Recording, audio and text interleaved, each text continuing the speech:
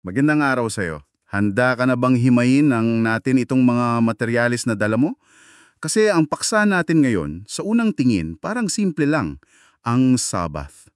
Alam mo, pag sinabing Sabbath, ang unang pumapasok sa isip ng marami, siguro kasama na ako dun, ay yung utos sa Genesis. Nagpahinga ang Diyos, kaya dapat din tayong magpahinga. Bawal magtrabaho, di ba? Pero, isa sa mga materyales na binigay mo, meron itong parang radikal na ideya. Sinasabi doon na ang Sabbath daw ay hindi lang tungkol sa nakaraan, kundi sa isang matinding pangyayari sa hinaharap. Partikular, ang araw ng paghatol kay Satanas. Ang laki ng pinagkaiba nun. Kaya ang misyon natin ngayon ay himayin niyang pananaw na yan. Titingnan natin kung paano nito binabago ang lahat, mula sa templo hanggang kay Jesus mismo. Diyan pa lang, iba na agad ang usapan, no? Kasi kung ang Sabbath ay tungkol pala sa paghatol sa pinagmumula ng lahat ng gulo, hindi na ito isang mabigat na obligasyon, hindi na siya checklist ng mga bawal. Nagiging isang lingguhang o pagdiriwang ito ng pag-asa. Kumbaga, isang deklarasyon na naniniwala akong may katapusan ng kasamaan at pinangahawakan ko yung pangako ng tunay na kapayapaan. Nababago yung focus mula sa simpleng pahinga papunta sa aktibong pag-asam ng tagumpay. Okay, sige. Simulan natin dyan. Sa pinaka-foundational na ideya, ang Sabbath bilang araw ng paghatol. Nililinaw sa mga nota mo na yung tunay na kapahingahan at may specific na term dyan, no? Ay mangyayari lang kapag tapos na ang laban. Tama. At mahalaga yung term na ginamit sa source, yung unshake. Unshik. Oo, hindi lang siya basta pahinga. Merong itong bigat ng kompletong kapayapaan, kaayusan, na makakamit lang kapag wala na yung nanggugulo, na itinuturo nga si Satanas.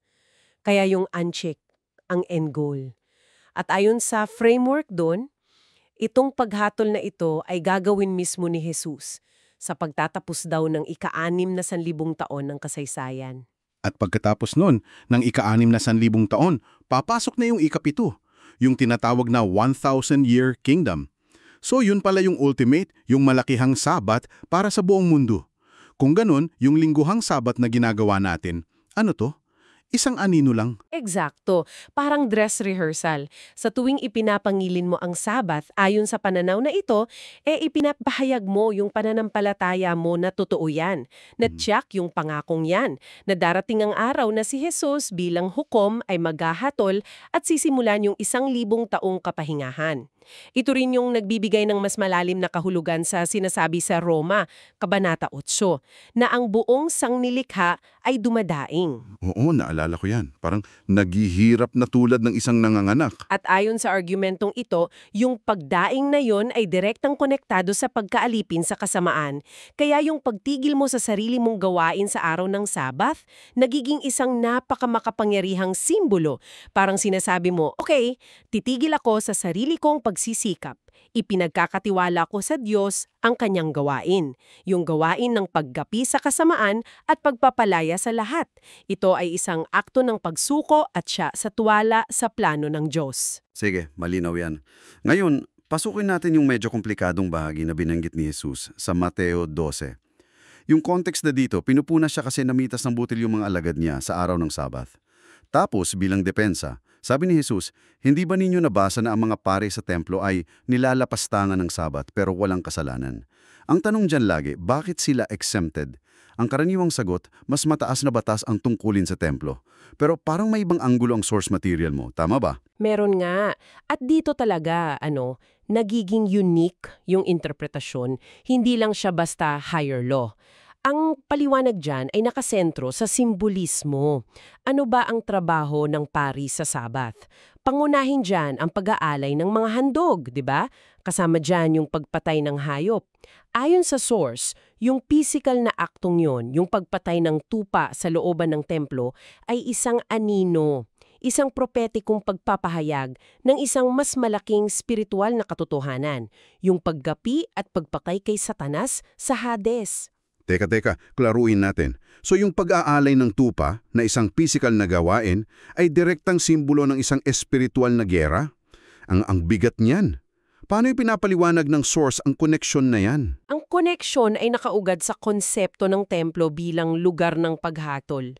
Ito yung lugar kung saan ang kasalanan ay kumbaga pinapatay sa pamamagitan ng kahaliling handog. Sa pag-aalay ng hayop, sinasabi na ang kabayaran ng kasalanan ay kamatayan. Ngayon, kung si Satanas ang ugat ng kasalanan, yung ritual sa templo ay nagiging paulit-ulit na deklarasyon ng magiging hantungan niya. Kaya yung trabaho ng mga pare sa halip na paglabag sa Sabat ay siya mismong pagtupad pala sa diwa ng Sabat. Sila mismo ang gumaganap ng mismong layunin ng Sabat. Okay. Nakukuha ko yung symbolic logic na binubuo ng source. Binabago nito ang lahat. Ang pagtingin sa Old Testament, so hindi lang ito tungkol sa pagbabayad sala para sa kasalanan ng tao, kundi isa ring deklarasyon laban sa pinagmulan ng kasalanan. Kung ganyan ang logika, naintindihan ko na kung bakit kasunod na sinabi sa source na ang templo ay mas dakila sa Sabat. Isang araw na deklarasyon. Ang templo naman ay isang lugar kung saan yung deklarasyon na yun ay ginagawa araw-araw. Walang tigil. Sa loob ng templo parang laging Sabat. Okay. Walang humpay yung pagpapahayag ng tagumpay. At yan mismo yung backdrop ng sunod na sinabi ni Jesus, na mas nakakagulat pa. Sinasabi ko sa inyo, may naririto na mas dakila pa sa templo. At doon niya nailagay ang sarili niya sa pinakatuktok ng lahat. Ito yung hierarchy na nasa materialismo. No? Una si Jesus, mas dakila sa templo. Na mas dakila naman sa Sabat. Inilalagay niya ang sarili niya bilang katuparan ng lahat. Dito na pumapasok yung mga sinabi niyang ang anak ng tao ay Panginoon ng Sabat. Saka yung pagtukoy niya sa sarili niyang katawan bilang ang templo. Hindi mo na kailangan ng isang pisikal na gusali para maranasan ang presensya ng Diyos. Yung Diyos na dating nananahan sa loob ng templo, ngayon, naglalakad na kasama nila. Si Jesus mismo ang naglalakad at nagsasalitang presensya ng Diyos. So ano ang ibig sabihin niyan sa practice? Kung nasaan si Jesus, nandoon ang templo. At kung ang templo ay ang lugar ng paggapi kay Satanas, ibig sabihin kung nasaan si Jesus, doon mismo nangyayari ang paggapi. Ito na yung mga ginagawa niyang pagpapagaling, pagpapalayas ng demonyo, pagpapatawad ng kasalanan. Bawat himala ay isang patunay na yung mas dakila sa templo ay naroon na. Kaya si Jesus mismo ang buhay na Sabat. Siya ang kapahingahan, siya ang anshik. Ang makasama siya, ang manalig sa kanya, at maranasan yung kapangyarihan niya laban sa sakit at kasamaan, yan ang tunay na kapahingahan. Dahil sa kanya lang nagagapi yung puwersa na sanhi ng lahat ng paghihirap natin. Pero paano naman yan ngayon? Para sa atin na hindi nakasama si Jesus sa pisikal na anyo. Dito ipinakilala sa source mo yung konsepto ng pang-araw-araw na Sabat. May isang analogy doon na medyo matindi.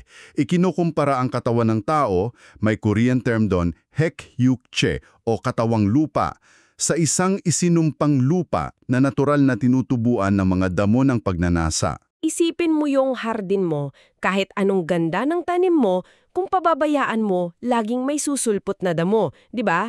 Ganyan daw ang ating likas na kalagayan. Pero, ito yung twist. Kapag ang banal na espiritu raw ay dumating at nanahan sa isang tao, yung kanyang katawang lupa ay nagiging templo na rin ng Diyos, at kung ang katawan mo ay templo na, ano ang implikasyon nito sa araw-araw na buhay? Kung susundan natin yung logic kanina, kung ang katawan ko ay templo na, ibig sabihin sa loob ko mismo, dapat may nagaganap na araw-araw na paggapi sa kasamaan. Yung pagpatay ng hayop, sa bagong konteksto, ay yung pagpatay sa sarili kong mga maling pagnanasa. Eksakto. Ang daily Sabbath ay ang araw-araw na pagbubunot ng mga damong yon. Hindi sa sarili mong lakas, kundi sa pamamagitan ng kapangyarihan ng espiritu na nasa iyo. Kumbaga, araw-araw na paghahardin para sa kaluluwa. Ito ay isang paunang tikim, isang bahagyang karanasan ng Sabbath araw-araw. Kaya para sa isang tao na namumuhay sa ilalim ng paggabay ng espiritu, bawat araw may elemento na ng Sabbath. Dahil araw-araw niyang ipinapahayag ang paghahari ng Diyos sa buhay niya. Pero, hindi ba't delikado yan? Kung araw-araw na ang Sabbath, baka mawala ng saysay yung mismong ideya ng paglalaan ng isang bukod-tanging araw. 'Di ba? Pag lahat ay espesyal, parang wala nang nagiging tunay na espesyal. Magandang tanong yan at sinagot din yan sa source material. Ang ideal na kalagayan nga ay yung pang-araw-araw na tagumpay, pero kinikilala doon na hindi ito ang realidad para sa lahat ng oras. Kaya may paalala, kung hindi pa nararanasan itong tagumpay na to, lalo pang nagiging mahalaga ang paglalaan ng isang partikular na araw. Hindi bilang isang legal na tuntunin, kundi bilang isang sadyang pagsasanay. Isang araw para i-reset ang isip mo, itutok ang puso mo sa katotohanan ng paghahari ng Diyos para maalala mo yung mas malaking kwento. Nagiging isang kinakailangang angkla. Makes sense. Okay. At para hindi natin makalimutan yung pinakapuso ng lahat ng ito, binalikan ni Jesus ang isang mahalagang prinsipyo. Sa gitna ng lahat ng debate tungkol sa Sabbath, sinabi niya, habag ang ibig ko at hindi hain. Tapos gumamit siya ng mga halimbawa para patunayan yon. Oo, una niyang ginamit yung kwento ni Haring David. Nung sila'y nagugutom, pumasok sila sa templo at kinain yung tinapay na para lang dapat sa mga pare. Ang punto ni Jesus, sa sitwasyong yon, ang pagpapanatili ng buhay ay mas mahalaga kesa sa pagsunod sa isang ritual.